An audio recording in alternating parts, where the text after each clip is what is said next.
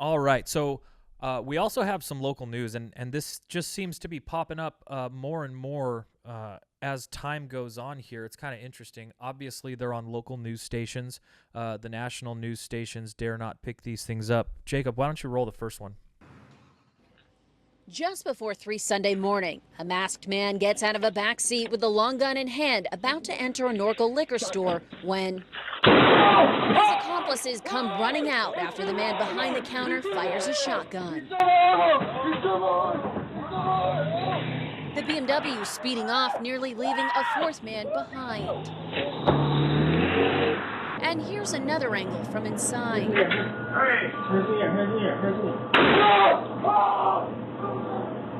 The owner locked and loaded, ready to take on whoever's next. People should know, hey, you know what? You just don't walk into a business to rob them or a home. It's like, hey, if you do that, you might get shot here in Norco. They love their guns here. Regulars say it's the first time in decades the owner has had to take matters into his own hands, fearing for his life. Yeah.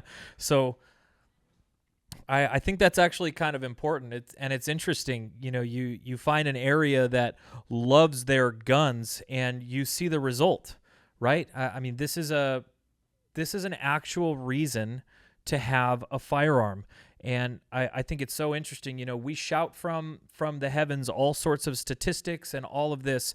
I think that we as a community need to start, you know, showing this sort of thing to a lot more people, because I can tell you the mainstream media, the national media, isn't going to show these things unless they have to.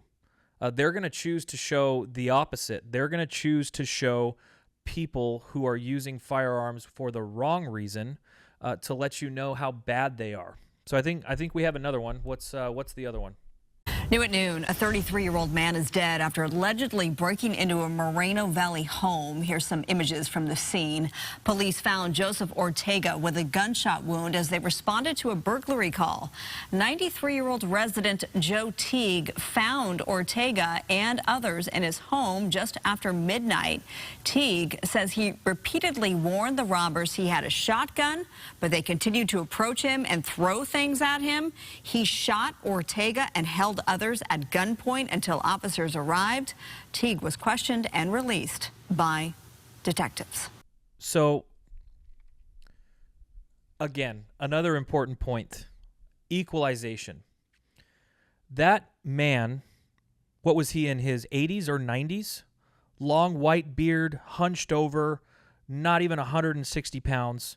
You're going to assume, because I don't think they have the data here, but I'm going to go ahead and assume that the person who tried to rob him was between the ages of 16 and 35. I can't think of too many people between the ages of 16 and 35 that wouldn't be able to beat that man in a physical altercation. And again, something that we've been preaching from the mountains from day one, the necessity of a firearm is to equal the playing field so that you have an opportunity to protect your own life. When cops are minutes away, those actions happen in seconds.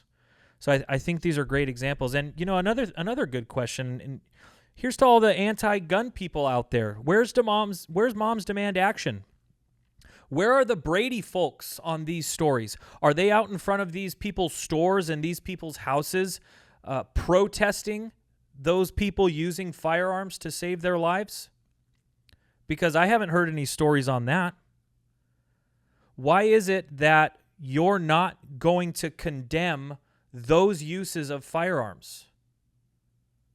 And why aren't you commenting on it at all? Is it because you realize that there's actually a necessity for that? I think this is something that we've really struggled with, and it's an argument that we haven't used enough. We have tried to beat this argument of, well, cars kill people into the ground. And it's like a lot of other arguments that are out there that just end up falling on deaf ears. And they fall on deaf ears because people find intrinsic value in cars. They help our society go round. You could make the same argument on medical malpractice. I think medical malpractice kills more people in California than anything else. But there is intrinsic value in medical practice. So I think where we really need to approach this argument is, how do we convince people that firearms have intrinsic value? That's it. This is what we need to spread. That firearm to that man is intrinsically valuable. It saved his life. And yeah, so here, we'll go back to the statistics.